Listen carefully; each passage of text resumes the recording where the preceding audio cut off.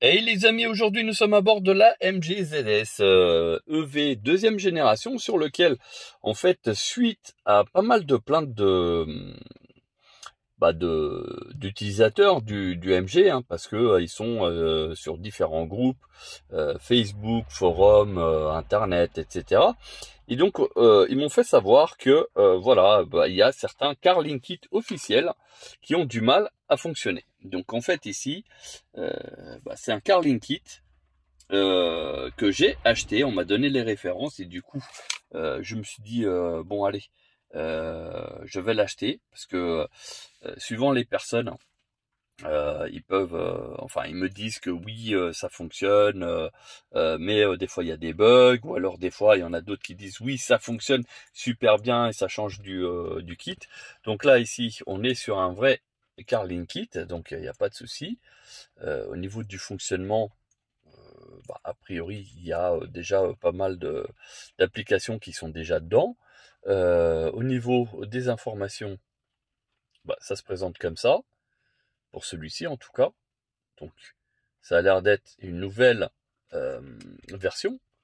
Donc d'ailleurs, ici, on voit bien qu'il a été fabriqué le 14 février 2023. Donc, il est tout récent, effectivement, avec une version Linux. Ah, là, par contre, c'est pas Android, c'est un Linux. C'est pour ça qu'il s'affiche comme ça. Donc après, il a une fonction, on va dire, entre guillemets, Linux, mais Android, mais en final, c'est un Linux. Donc là, ça nous change un peu le tout. Ce qui fait que, au lieu d'être, donc la boîte elle est là, hein, comme vous pouvez voir, donc un Carling Kit Android, en fait, c'est un Linux. Et en fait, en termes de fonctionnement, c'est plus la même chose. Et oui, parce que là, paramètres, vous voyez, ça se présente comme ça. Bon, après, c'est pas méchant. Ce qui compte, c'est que ça fonctionne. Donc là, le langage, on va essayer de le mettre en français. Donc, a priori, c'est un fonctionnement pratiquement comme Android. Bon, un petit peu moins. C'est, vous voyez, hein, pour appuyer, c'est un petit peu aléatoire. Mais alors, qu'est-ce qu'on peut avoir ici?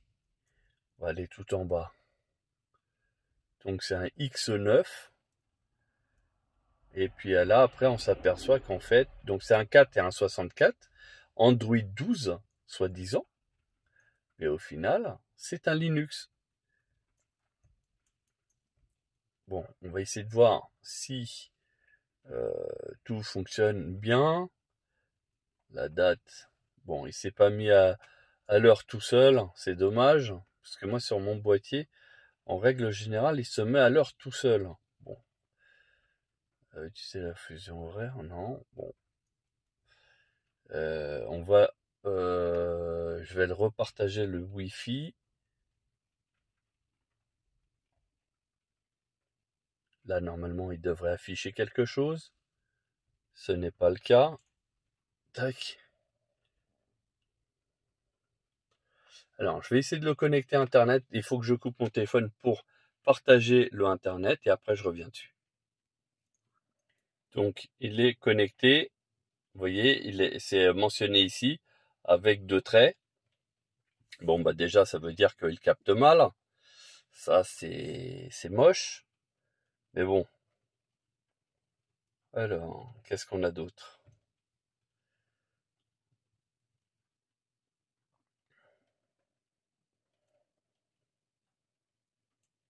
Non, ça c'est... je croyais qu'il y avait plus d'options, mais non, au final, pas plus que ça. Bon, en tout cas, il y a les principales informations. Ça déjà, c'est une bonne chose. Notamment, on va essayer de envoyer Waze. Voir si lui il fonctionne bien lorsqu'on utilise l'application, d'accord.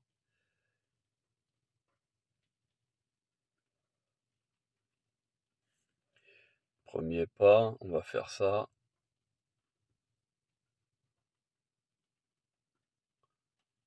Voilà, vous voyez, on a déjà du mal à appuyer. C'est ce qu'on me disait aussi. J'ai pris un boîtier parce que soi-disant était fonctionnel, mais quand j'appuie, ça n'appuie pas où je veux. Voilà, donc s'inscrire plus tard. On va faire ça. Donc oui, ça on s'en fout. Voilà, donc ma position, elle a l'air d'être bien là, et ça a l'air d'être en français, donc ça c'est bien. Ça a été rapide. Après ici, bah je peux pas avoir. On va essayer de lancer YouTube. Bon bah ça au moins, ça a l'air de fonctionner. D'ailleurs, si je mets une recherche, juste nom de notre chaîne, on va essayer de voir si on la retrouve. Ah bah première. Et donc là, comme ça, on saura, bah oui, effectivement, on la voit. Elle est ici, avec les vidéos. Ah bah tiens, on a même une publicité ici de Vroomly. Je savais même pas. Bon, enfin bref. Là, c'est quelques vidéos aussi. Enfin voilà. Donc je pense que vous reconnaissez. Et là, ça fonctionne très très bien parce que si je me balance une vidéo comme ça au pif, allez, celle-là. Vous avez des problèmes de peau, eczéma, psoriasis, acné. Alors va chercher. Bon, la pub, bien sûr. La bardane. Le son, très bien.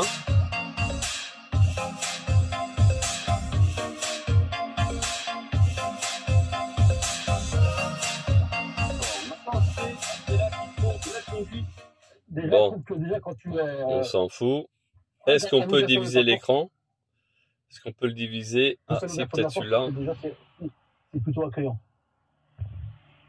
C'est plutôt accueillant. Okay. Mais on peut pas mettre autre chose. Si je vais essayer peut-être le GPS. Ah, voilà. Donc, malheureusement, l'écran reste petit. On peut mettre le GPS et donc une vidéo, mais voilà, ça reste très très très petit. Hein. Voilà. Après, bon, pourquoi pas. Bon, ce Linkit là, effectivement, je le valide, mais au niveau pour appuyer, c'est un petit peu compliqué. Donc c'est un 464 qui fonctionne. Hein, voilà, sauf que quand on appuie, c'est pas super précis. Donc pour écrire une adresse, ça va être un petit peu compliqué. Tac, si j'appuie ici, par exemple.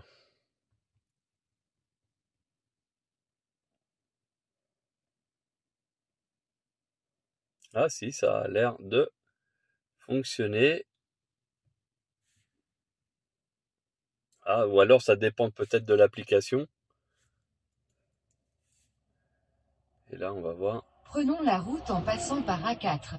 Cet itinéraire avec péage est le plus rapide. Et si on fait l'itinéraire sans péage est plus long de 13 minutes. Voilà, Internet RAM. Hein. Tout droit pourtant, il capte à 2. Jusqu'à avenue Franklin Roosevelt. Ok. Donc, on va dire qu'on va prendre celui-là. Continuez tout droit pendant 9 minutes jusqu'à avenue Franklin Roosevelt. Activer le Bluetooth, il continue à savoir. Ah bah, je savais même pas que maintenant, il avertissait quand il y aurait des tunnels. Bon. Ah, une erreur s'est produite. Oui, bon, bah. C'est des choses qui arrivent. Voilà, et puis, bon, bah. Le parcours, en fait. Bon, lui, il rame toujours. Bon, ça fonctionne, c'est parce que bon, il capte mal, ou alors peut-être que c'est le réseau. Non, depuis mon téléphone, a priori, ça a l'air de bien fonctionner, donc bon, je piche pas. On va passer à un autre boîtier CarLinkit, hein, voir ce que ça donne. Donc celui-ci, je vais tout simplement déconnecter. Alors ici, je défais le câble.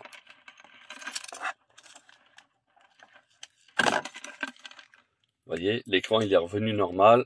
Le boîtier il est là, il est tout neuf. Hein.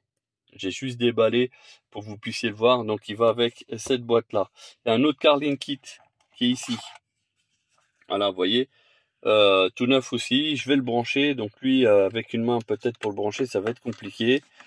Comment est-ce que je vais pouvoir me dégoupiller? Bougez pas. Alors j'ai réussi à le brancher. Ah bah voilà, il vient de s'allumer. Ah, vous voyez, là, au niveau des lumières, c'est différent. Là, on a du vert, alors que de l'autre côté, c'était bleu et rouge. Là, c'est vert et rouge. Voilà, donc, l'écran, là, il est en train de tourner. Alors, j'essaie de vous mettre les deux qui soient visibles. Donc, le CarPlay, il est là, vous voyez. Est-ce qu'il va afficher quelque chose? J'espère que oui.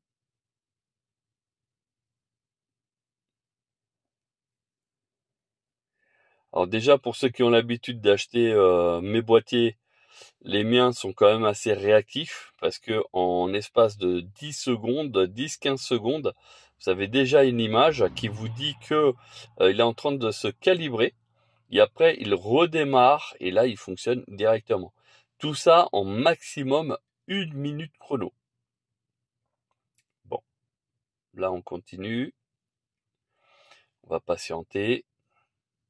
Alors pour ma part, hein, au niveau de l'écran d'origine MG, je reste tout le temps en foncé. Ça évite à trop exposer en fait l'éclairage, donc de chauffer aussi beaucoup la dalle et puis de consommer aussi bêtement la batterie. Bon, bah, il est toujours là, ça clignote. Bon bah déjà il est en vie.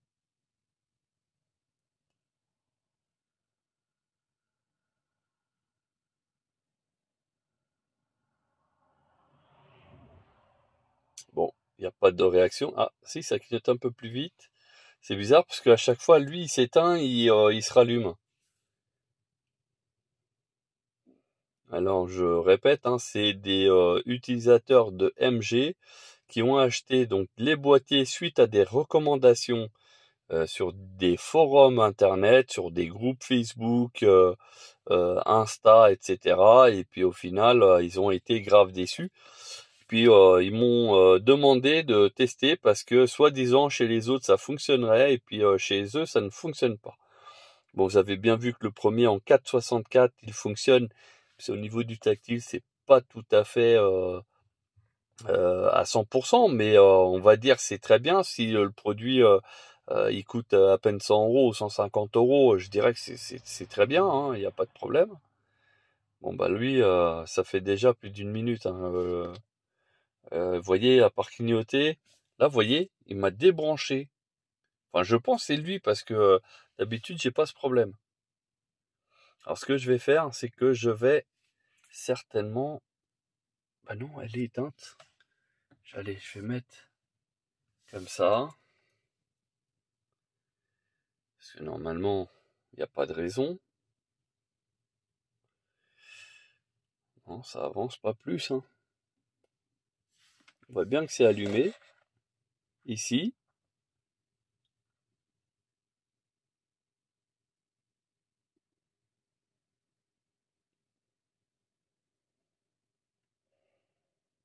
Et non, il n'y a rien à faire.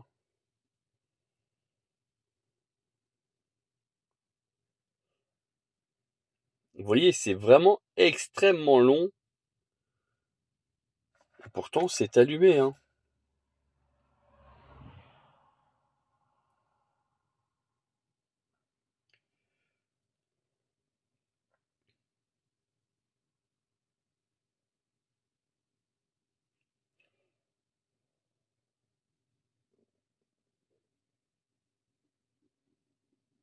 Bon, on va pas perdre notre temps là-dessus. On va passer à un autre boîtier. Hein. On va pas se prendre la tête. Donc, je vais le retirer. Donc, celui-là, il est soit défectueux ou soit incompatible. Voilà. Tac, donc celui-là, c'est celui-là. On va mettre celui-ci. Alors, pareil, je vais le brancher. Alors, là, c'est un autre boîtier. Est-ce qu'il fonctionne? Oui, on voit du rouge là-bas. C'est déjà plus discret. Donc, est-ce qu'au niveau de l'écran, on voit quelque chose qui se passe? Ah, voilà. Donc ça, notre boîtier, lui, il est reconnu. là, il va redémarrer. Et après, c'est reparti.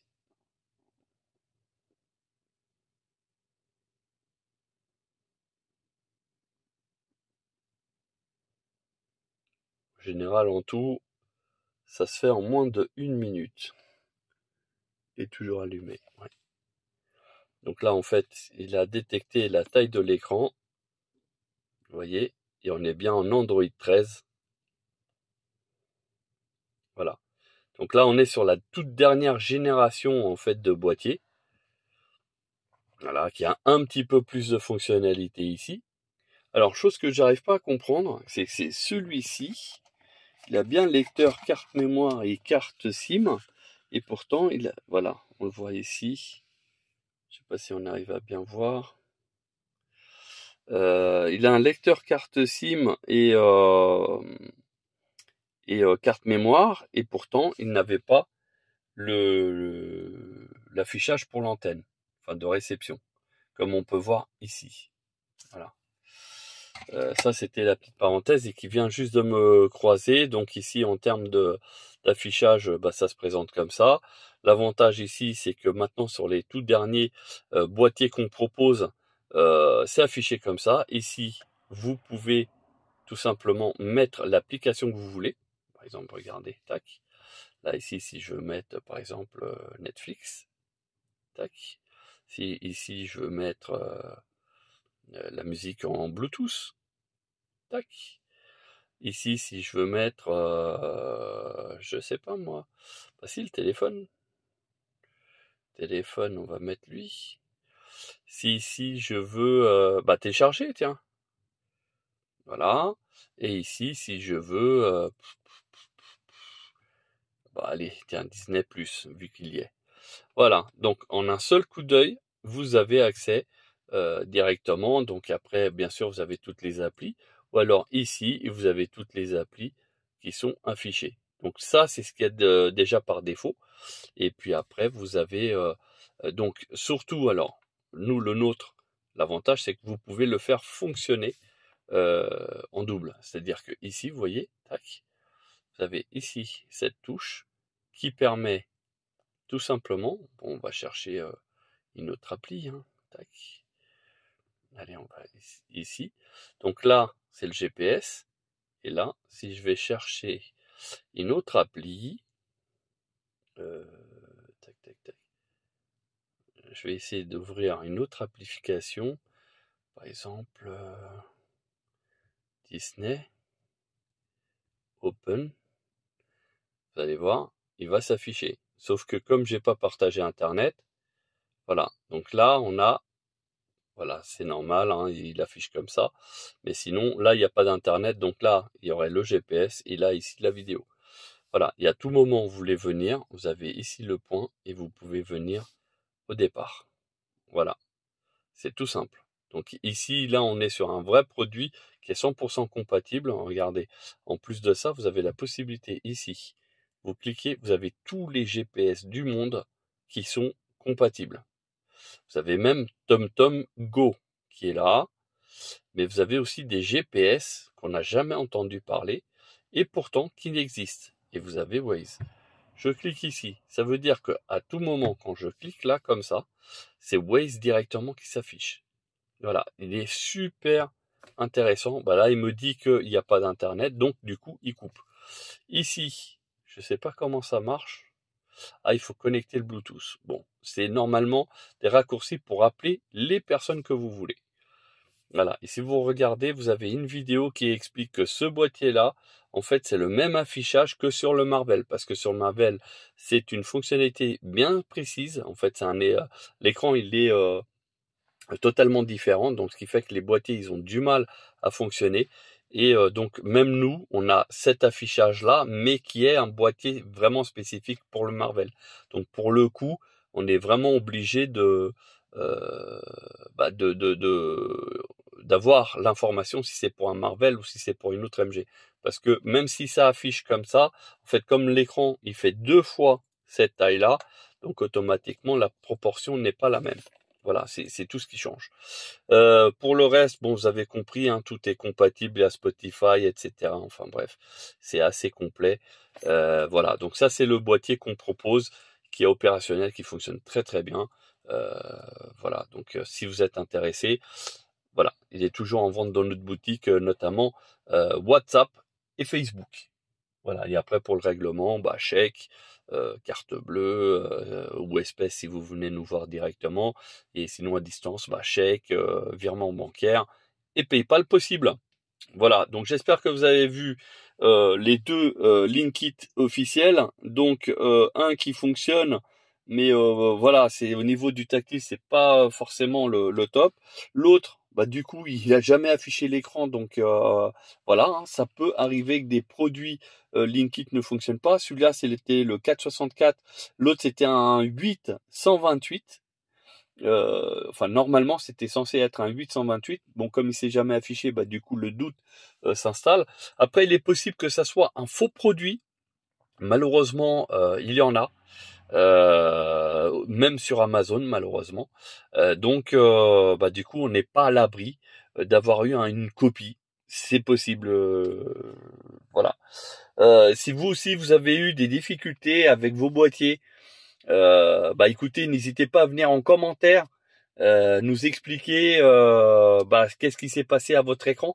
Est-ce que parce que j'ai même eu quelques personnes qui m'ont dit que du moment où ils ont branché le boîtier, ça avait mis l'écran noir et qu'ils ont été obligés de faire une réinitialisation.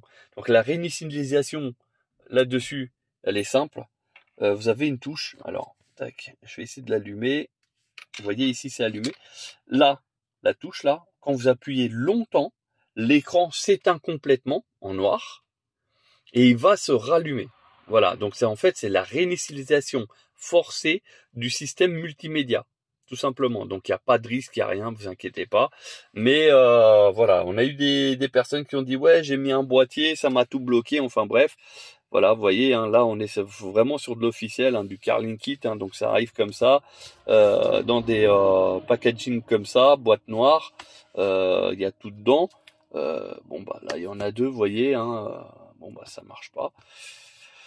Bon, l'avantage c'est qu'on est un garage, donc on va voir si c'est compatible avec d'autres marques de voitures, et comme ça on pourra toujours les vendre. Et puis et aussi tester, hein, savoir si c'est juste une incompatibilité avec la marque MG, hein. Pourquoi pas, j'en sais rien. Et puis si c'est vraiment parce qu'il il est défectueux celui-ci, bon bah on va essayer de faire jouer le service après-vente. Voilà. Bon bah j'espère que ça vous a aidé à vous montrer en fait la différence un petit peu au niveau donc physique, etc. Et puis voilà. Je vous souhaite une bonne journée et à bientôt pour d'autres vidéos.